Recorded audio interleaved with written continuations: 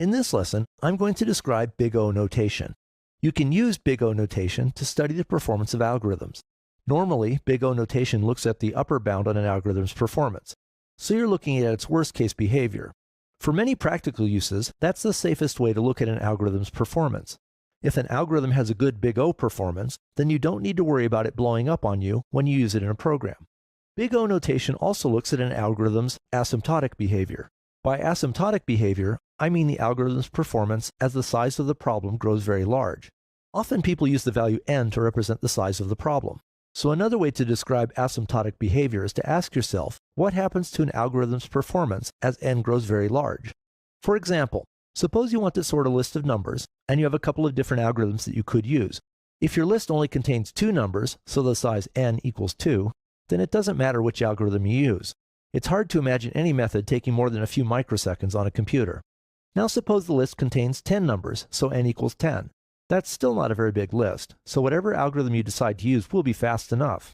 Suppose the list contains 100 numbers, or 1,000, or maybe 1,000,000. Now things start to get interesting.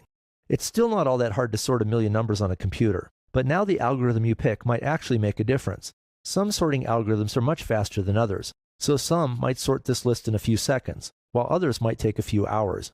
This is what I mean by asymptotic behavior.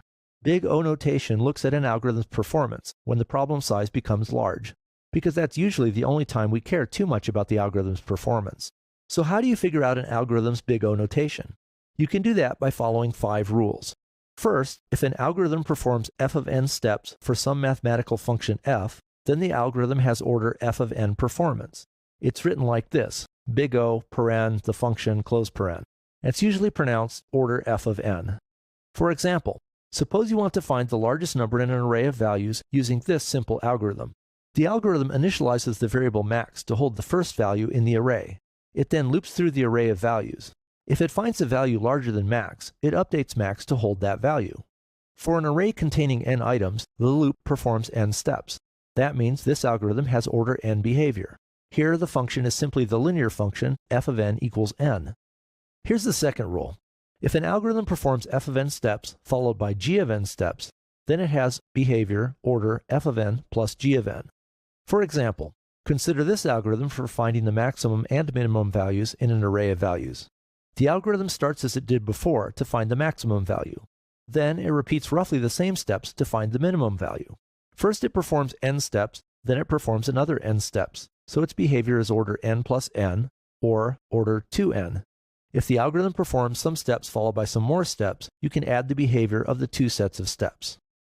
The third rule says, if the function f is larger than the function g for large problems, then you can simplify f plus g to be just f.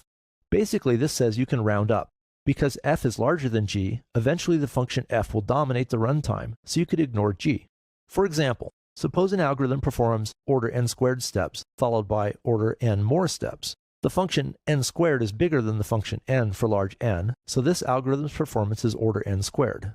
To see why that makes sense, let's plug in some numbers and see how many steps the program is executing. When n is 10, n squared is 100, and n squared plus n is 110.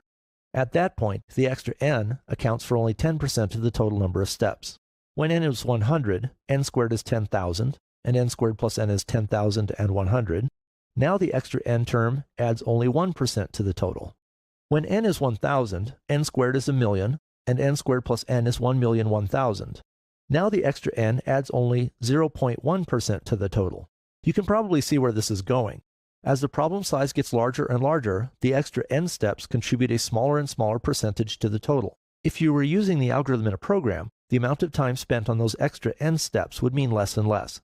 For example, if n is 100,000 and the program takes an hour to run, then the extra n steps adds only about 1/3 of a second to the total. It's just not worth worrying about. Notice that this rule also means you could ignore constants that are added to a function. For example, order c plus f of n for some constant c is the same as order f of n. That's because the constant c is also a function, it just has a constant value. Because a constant is smaller than any function that increases as n increases, you can ignore the constant. That's rule 3. If the behavior depends on the sum of 2 functions, you can ignore the smaller function. Rule 4 says, if an algorithm performs g of n steps for each of f of n steps, then its behavior is order f of n times g of n.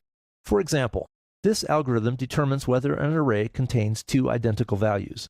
The for-I loop loops through the array. Nested inside that loop, a for-j loop also loops through the array. Within the inner loop, the program compares the values at positions I and j. If the values are the same and I isn't equal to j, then the algorithm returns true to indicate that the array contains the same value twice. Here, the for-I loop runs through the n items in the array. For each of those items, the for-j loop also runs through the n items in the array. That means the algorithm's behavior is order n times n, or order n squared. That's how Rule 4 works. If an algorithm performs g of n steps for each of f of n steps, its behavior is order f of n times g of n. The last rule says you can ignore constant multiples. That means order c times f of n is the same as order f of n, and the order f of c times n equals order f of n. This rule is a bit harder to understand. Suppose one algorithm performs order n squared steps, and another algorithm performs order 2 times n squared steps.